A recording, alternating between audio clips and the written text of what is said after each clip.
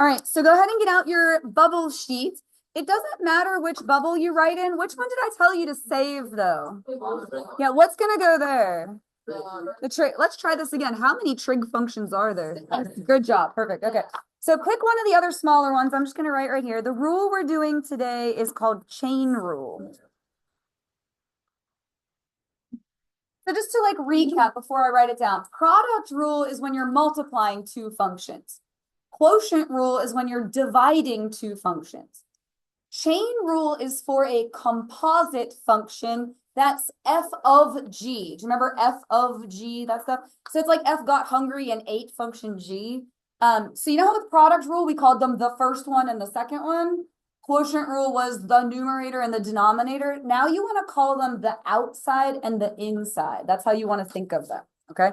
So it's d dx, that's instructions that mean take a derivative with respect to x, of f of g of x. It looks like that. So again, don't get caught up with them being called f and g because they will likely not be called that on the AP exam. They pick other letters of the alphabet, so don't get hung up on that. F is the outside, G is the inside. So what you do is you take the derivative of the outside, whatever the outside function is, it's F prime. You leave the inside alone. I call that the guts of the problem, like the inside stuff. And when we do an actual problem, you'll see what I mean. It's the stuff that's inside. And then you chain on, which means multiply on, the derivative of the inside. You end up with two things being multiplied together in your answer. So the derivative of the outside, leave the guts alone, chain on the derivative of the inside.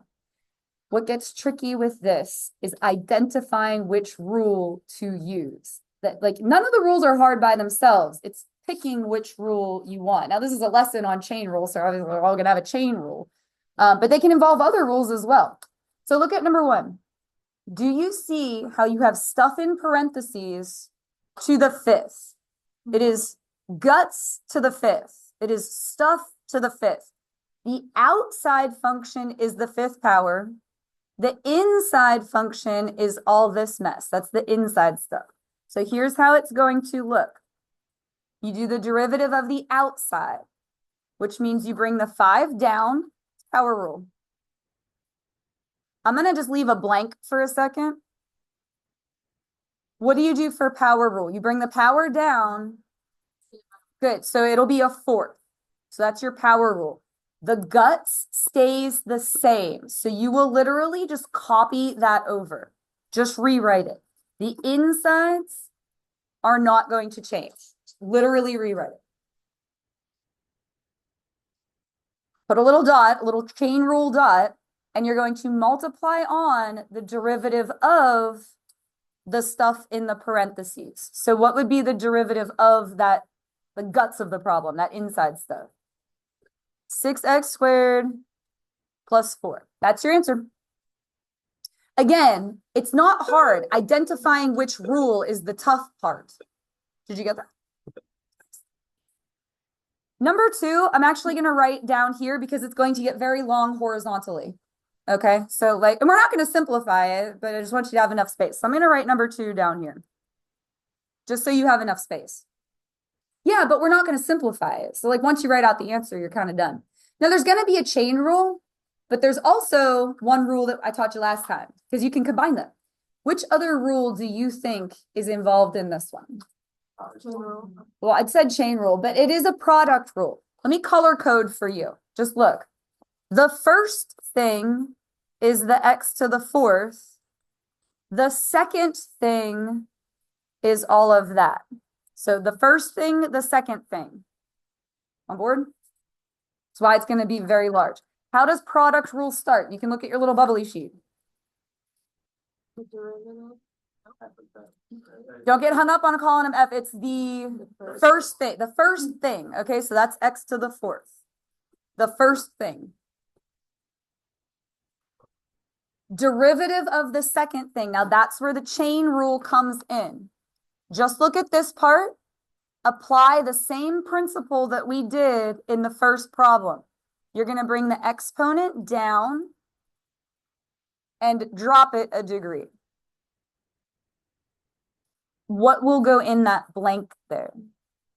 The stuff, 3x plus 1. You're not changing it. Little chain rule dot. Why is it times 3? Very good. Good vocabulary. Slope. It's the derivative of the stuff in the parentheses. So let me recap what we did so far. Watch me point to it. The first thing, all of this is the derivative of the second thing, plus what comes next in product rule? The second thing, good. And then lastly, times what? Derivative of the first, which would be what? 4x cubed. That's it. That is the chain rule. So look at number 1. See how we brought the 5 down, it dropped to a 4? Do you guys see here, like we chain ruled on the derivative of the stuff in the parentheses? When we chain rule on the derivative of 3x plus 1, it's just 3. So when the exponent of 3 dropped down to 2, where is that exponent? It's supposed to go on the outside of which one? Of the 3x plus 1. I think it's confusing you because they were both a 3. Can I change it? Can you look here? I think it's messing you up that these are both 3, and I totally get that. Give me a number that's not 3. Pick a different number. Well, 2, there's also a 2 and a 4 in the problem. So let's do 8. Say it was an 8 instead. You would bring down the 8 and it would drop to a 7. Do you guys see that there? Or you don't have to change this if you don't. I was just trying to illustrate for you because I think the fact that they were both 3 messed you guys up. You would bring down the 8, it would drop to a 7, and then you chain on the derivative of what's in these parentheses, which would just be a 3. So you're on that second part. On the second part. Because the first one doesn't require it. Okay, let's try another one. Do you see how it's guts squared? It's like all this inside stuff squared. So you are going to do your power rule. You're going to bring the 2 down. It drops to a 1. You don't technically need the 1, but I recommend writing it because if you don't, you're going to be like, where did it go? What goes in that blank? Yeah, like the same stuff, the function, just copy it over. That was the derivative of the outside thing. Chain rule dot, we're going to chain on the derivative of the inside. What rule does that involve? Good, perfect. Just like we did on the quiz review, how does quotient rule start? Denominator, good.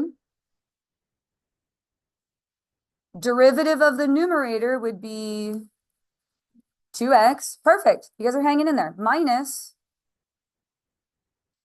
the top, the numerator. Now, what is the derivative of the denominator? It's 1. I'm going to write it. I guess if you don't want to, you don't technically need that 1 there, but that's how that works in the pattern. And then it's over this one. Good. There, you got it. Good job. You're hanging in there. You got it. It's not easy, guys. No one told you AP Calculus was easy, right? Hope not. All right, number 4. I'm going to just draw a little line here. What rule do we need for this one? Good, quotient. How does quotient rule start? Denominator. Good, you guys have got it. See, we're actually just doing a whole bunch more quiz review. Oh. Wow. The quiz review is exactly like that quiz review I gave you. But we're practicing it more. All right, denominator. And then what? 1. Good. Derivative of the numerator. Minus the top, x. Derivative of the denominator. This is where there's a chain rule. Because you have stuff inside the square root. It's not just square root of x. It's square root of guts. Like it's square root of more than just x. That's where a chain rule comes in. What's your derivative of square root? 1/2 square root. It's just instead of only an x, it's a 5x plus 1. But the same principle still applies. 1/2 square root of that stuff. Chain rule dot. And you have to do the derivative of the insides, which would just be 5. Can I finish the thought first? Okay. Over what? The denominator squared, which would just be 5x plus 1. Thank you for letting me finish that because I just wanted to finish the thought. Go ahead. For the chain rule on the denominator, if it was just 5x, would it still be chain? Yes, you would chain on a 5. Doesn't have- Correct. Yes, because it's more than just x. That's how you know if you need a chain rule. If inside is more than just x, or usually if there's parentheses of any kind, then you need a chain rule. Not good. I think I just answered my question. I was gonna say, how do you know which one, like, I would choose to chain rule and both of them, if they're both involving that other one, but it's because it's only chain rule with the derivative. Yeah, and you can think of it this way, and some people like to. Technically, there's always a chain rule, but what's the derivative of just x? 1. You can technically chain rule every single thing ever, but you're going to end up with ones all over the place. You know what I'm saying? But it's not wrong. But you only did derivative. Yes, like if there's more stuff than just x. All right. Yeah, if you forget, just do a chain rule. You know what? Actually, I do want to finish this page, and then we'll do our brain break. This one asks for an equation. What do we need? A slope and a point.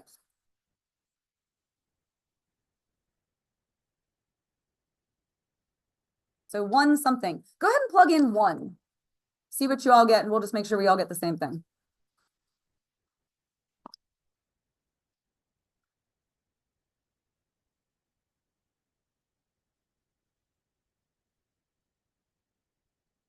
Are you getting 27? Or oops, that's not the slope though. I'm sorry. Wrote it in the wrong spot. 27? An agreement there? Okay. Slope comes from derivative. What rule do you need? Product rule. Here, and I'll color code for us. 3x is the first thing. 4x minus 1 squared is the second thing. All right, so how does product rule start? The first. So 3x. Derivative of the second. This is where chain rule comes in. You would bring down the 2. It drops to a 1. I highly recommend writing that 1. If it goes away, you're going to confuse yourself and go, where did it go? All right, what goes in that blank? Yeah, 4x minus 1, like the stuff. Chain rule dot 4. Good. The derivative of 4x minus 1 is 4. All right, now what? Not yet. We have to finish the product rule. So it's first derivative of the second plus the second thing, derivative of the first, which would just be 3. And now we're going to plug in 1. And I think I've never mentioned this before, but I just thought of it. Do you see how this is f prime of x and this is f prime of 1? Those are 2 different things. And if you equal them together on the AP exam, they'll take off a point. This is f prime of x. This is f prime of x at 1. They're not equal. So basically, I tell people on the free response, take the test and then go back and erase all your equal signs. It's called a linkage error if you link together 2 non-equal things. It's called a linkage error. All right, so let's see. What do we get if we plug in 1? These 3, and then, oh gosh, what is this? 3 times 2 is 6, times 4 is 24, plus 9 times 3 is 27. What's 24 times 3? 72. Oh, that's kind of interesting. 99. Do you know what that would look like? A slope of 99? Up 99 over 1. Be like practically a vertical line. Okay, anyway, you have all your stuff though. Put it together. Y minus 27, good, equals 99 x minus 1. All right, we'll do one more. I was bringing up Desmos because this one says to check it on the calculator. What is the instantaneous rate of change? That means derivative, good, at 4. F prime equals. You're going to bring the 3 down. it drops to a 2. And the guts stays the same. Chain rule dot. What do you chain on? A 2, good. Minus. What is this part going to give us? 12 over. Perfect. Job, guys. Rock. Awesome. So the derivative of square root is 1 over 2 square root. The 12 is just there. So instead of 1 over 2 square root, it's just 12 over 2 square root. That is the chain rule. You're chaining on the derivative of the inside part. Yep, that's your chain rule. All right, now we're going to plug in 4, and then I'm just going to show it to you on the calculator real quick. 4 times 2 is 8. Minus 9 is 1. Squared is 1. That's actually really convenient. That whole thing goes to 1. 3 times 2 is 6. Minus, gosh, what is that? Square root of 4 is 2. Times 2 is 4. So 3 is the answer to the whole thing. I do want you to watch this, though, because you will need to know how to do this in Desmos. You put in the function. Can anybody read it to me? What was it? Parentheses. It's minus 9. Oops. Humor me. You have to know how to do this. And that was minus something, right? Minus Square root of X. square root x. You come down to the next line, you do f prime, which is just an apostrophe, and we plugged in 4. Boom. Do you see that? 3. Oh, it just tells. Yeah. But only does that. Correct. It will only do it at a number. It will not give you, the calculator will never give you this answer, but it will do the derivative at a specific number. So I love table problems. The reason why is all of the numbers you're going to use are right here. There is no algebra. It is pure calculus. So you will not get hung up with any algebra. Okay, so they usually go really well. Every time you see a table problem, you should be like, yes. Okay, so this says, find, oh, what is d dx? Find the derivative with respect to x of this. Which rule is that? Product. First thing, second thing. You're not, stop that. First thing, second thing. All right, so it is going to be the first times derivative of the second plus what? Plus the second. The second thing, Times the derivative of the first. On the AP exam, these are usually worth 2 points. Writing that is worth a point. Hey, Miss Cole, isn't that the exact same thing we put on the bubble sheet? Yep. They make it worth a point. Huh? Yeah, you get a point for that. You have to write that, though. But here's the thing. Writing that is worth a point, and then evaluating it using the table is worth a second point. If all you do is write the numbers, you get 0, though. So you have to write them both. All right? Now we're going to go to the table. What number are we plugging in? 4. Do you see that there? Now you have to know how to read a table. It's not hard, but you got to look. F of 4. Read the table. What is F of 4? Do you see that there? F and 4? 2. All right, so that's 2. G prime of 4. Can you find that? -3. Good. G of 4. 5. And F prime of 4. Wait, did I do something wrong? Is it 8? Okay. If anyone simplifies that down, I will lose my mind. Leave it. I have a question. Yeah. Just write this problem, we're supposed to write the Yep, write it down. All right. What rule is this one? question. Quotient. How does it start? Okay. The denominator. I'm going to start losing my voice from talking so much, so I'm going to just write it. You guys need to know too. Denominator. Minus, the denominator over the denominator square. Beautiful. Yeah, drop the line. What did you say? Drop the line. Oh, okay. And then you're going to find all those numbers on the table. If you ever get to a point where you can't find the thing on the table, that means you have done goofed. You messed up somewhere, okay?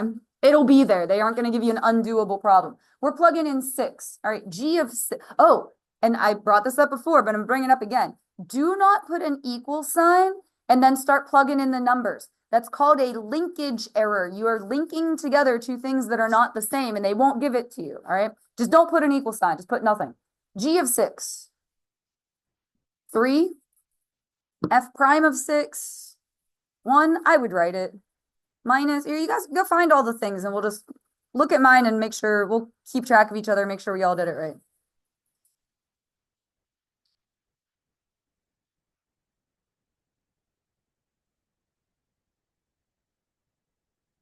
Is that what you got? That's it. Just don't link them together. This is the derivative in general. This is the derivative at 6. They're different. All right. Which rule is this one? Chain. F is the outside, G is the inside. So you do the derivative of the outside one, F prime, leave G alone, the guts, the inside of it. Chain rule dot, the derivative of the inside, which is G prime. Now, I'd really like for you to watch me point to the table on this one because this one has like an extra step. It's not hard, but can you just look, all right? We're going to plug in 4. What you're going to do is G of 4, and whatever number that is, you're going to do F prime of that number. Okay, so what is G of 4? 5. And sometimes I'll write it there just so people remember that's 5. And now you want to do F prime of 5. Negative 10. Good. Oh, Do you get it? It's one of those things where you kind of just have to see it. All right. And then do G prime of 4. We're still plugging in 4. So G prime of 4 is negative 3. I get that that's 30. What if you accidentally wrote negative 30? It's wrong. Just leave it alone. All right. Now, this is the exact reason why I say don't call them F and G. Call them the outside and the inside. Look what they did. Okay. So it's derivative of the outside. Leave the inside alone. And also, sometimes they'll call them completely different letters. Like it'll be H and J or something. You know what I mean? So don't get hung up on the letter. All right, chain rule dot, and then what will we put? F prime of X. Good job. All right, so let's evaluate this one at 6. Whatever F of 6 is, you're going to do G prime of that number. So what is F of 6? 4, and you can write it there if you want to. G prime of 4 is negative 3. Good. These are good at reading the table. And then what is F prime of 6? We're still plugging in 6. 1. Cool. This one looks like fun. You're like, cute. It's cute. Derivative of all this. All right. Let me color code. Come into my marker. This is the first thing. This is the second thing. Do you see the parentheses separating them there? Okay, so since there's a first thing and a second thing, what rule is it? Product. Good. Okay, so it's the first thing, 3f of x plus 1. So the first thing, derivative of the second. What happens to 5? Bye-bye. Derivative of g, g prime. Yeah, please don't overthink that. Okay. First derivative of the second. What comes next? Plus the second thing. Derivative of the first. The derivative of 3f of x is 3f prime of x. Like the derivative of f is f prime. The 3 is simply there. Like, I don't know how else to explain it. It's just there. Oh, and why did I stop there? Yeah, 1 is a constant. Good. All right, now we got to find all the numbers. Where are we evaluating this? 5. All right. 3 times f of 5. What's f of 5? Okay, I don't know what 3 times 17 is just right off the top of my head. So guess what? It stays like that. If you evaluate it and it's wrong, you make a mistake, then it's wrong. All right, g prime of 5 is 1/2. Cool. Plus g of 5 is 6. If you wrote 11, that's fine. That one's, add 5 plus 6. But if you wrote 12, it's wrong, It happens. All right, and then this is 3 times f prime of 5 is -10. I like the table problems. You don't have to evaluate anything. So basically don't do any math. It's all pure calculus.